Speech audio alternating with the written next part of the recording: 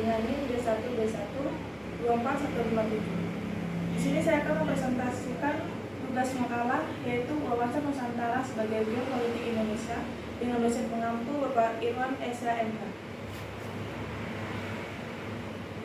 Materi yang pertama yaitu pengertian kedudukan wawasan Nusantara. Kedudukan wawasan Nusantara ialah sebagai ajaran dalam kehidupan bermasyarakat, berbangsa, dan bernegara.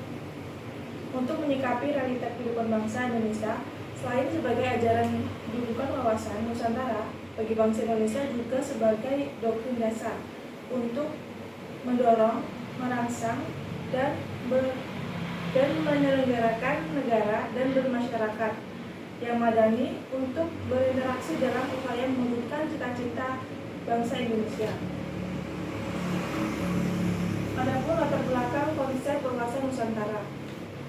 Wawasan Nusantara pada dasarnya merupakan cara pandang terhadap bangsa sendiri. Kata wawasan berasal dari kata wawasan yang berarti melihat atau memandang. Setiap negara perlu memiliki wawasan nasional dalam usaha penyelenggaraan kehidupannya. Wawasan ini pada umumnya berkaitan dengan cara pandang tentang hakikat sebuah negara yang memiliki kedaulatan dan kewilayahannya. Fokus pembicaraannya pada dasar kekuasaan dan kewilayahannya disebut geopolitik. Lanjut ke latar belakang pemikiran wawasan Nusantara. Adapun yang melatar belakangnya yaitu satu, latar belakang pemikiran filsafat. Latar pemikiran filsafat mencakup 5 dasar, yaitu satu, ketuhanan yang Maha Esa, yaitu menjadikan wawasan Nusantara yang menghormati kebebasan beragama. Yang kedua, kemanusiaan yang adil dan beradab.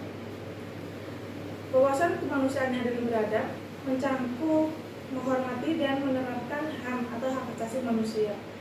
Yang ketiga, persatuan Indonesia atau menjadikan wawasan Nusantara yang mengutamakan kepentingan bangsa dan negara. Yang keempat, kerakyatan yang dipimpin oleh hikmat, kebijaksanaan dalam permusyawaratan perwakilan. Yang mencakup menjadikan wawasan Nusantara yang dikembangkan dalam susunan musyawarah dan mufakat.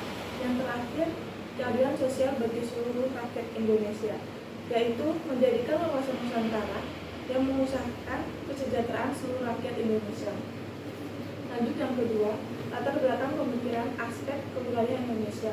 Latar belakang pemikiran aspek kewilayahan Indonesia didasarkan oleh berbagai kondisi objektif dan strategis yang berkaitan dengan posisi geografis, karakteristik wilayah, dan kebutuhan nasional dalam menjaga keutuhan serta manfaatnya potensi wilayah. Berikut adalah penjelasan dari latar belakang aspek wilayah Indonesia, yaitu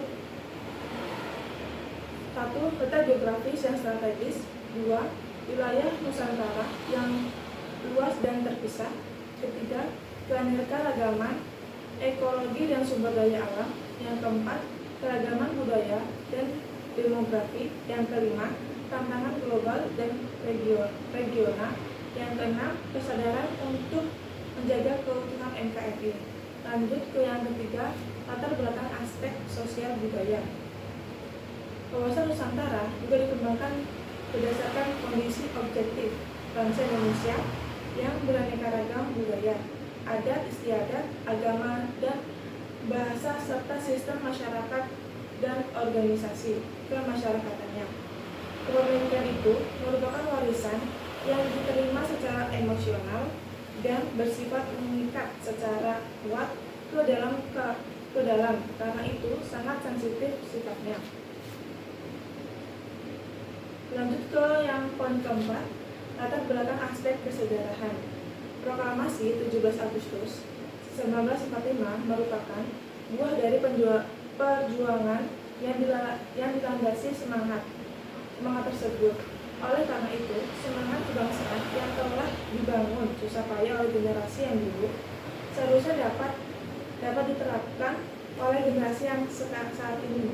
Wawasan Nusantara dikembangkan berdasarkan aspek kesejarahan atas dasar pengalaman sejarah yang tidak menerima pertulangannya. pemecahan dalam lingkungan bangsa dan negara Indonesia. Poin yang terakhir yaitu pentingnya laut dan pulau-pulau. Dengan ribuan pulau yang luas, lautan yang luas, Indonesia secara geografis merupakan negara maritim.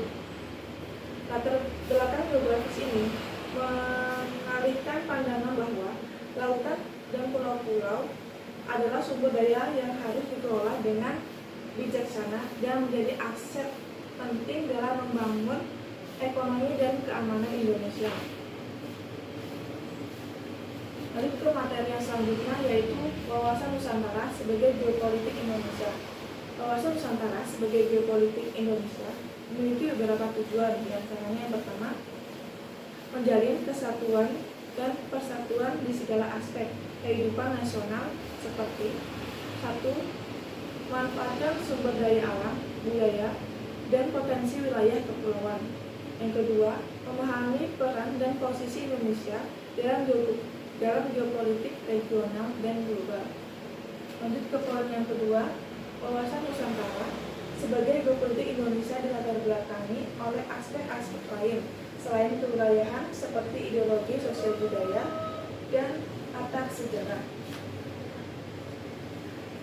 Lanjut, perwujudan wawasan Nusantara. Ada beberapa poin yaitu perwujudan wawasan Nusantara sebagai satu kesatuan politik. Yang kedua, perwujudan wawasan Nusantara sebagai satu kesatuan ekonomi. Yang ketiga, perwujudan wawasan Nusantara sebagai satu kesatuan sosial budaya. Yang keempat, perwujudan wawasan Nusantara sebagai kesatuan pertahanan keamanan. Yang terakhir yaitu otonomi daerah yang ada di Indonesia. Otonomi daerah adalah kewajiban yang diadakan kepada daerah otonom untuk mengatur dan mengurus sendiri suatu pemerintahan dan kepentingan masyarakat setempat sesuai undang-undang. Adapun faktor-faktor yang menghambat otonomi daerah, yang pertama, komitmen politik. Pelanggaran otonomi daerah yang dilakukan oleh pemerintah pusat selama ini cenderung tidak dianggap sebagai amanat konstitusi. Yang kedua, masih terpaku pada sentralis, yaitu daerah masih memiliki ketergantungan tinggi terhadap pusat sehingga memastikan kreativitas masyarakat dan perangkat pemerintah daerah. Yang ketiga, kesenjangan antar daerah, yaitu kesenjangan kuantitas dan kualitas sumber daya manusia serta infrastruktur otonomi. Baik, yang terakhir kesimpulan.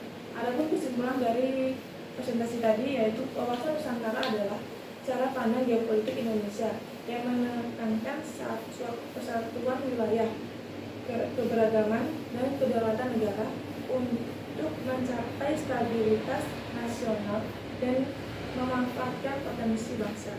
Sekian presentasi dari saya akhiri. Wassalamualaikum warahmatullahi wabarakatuh.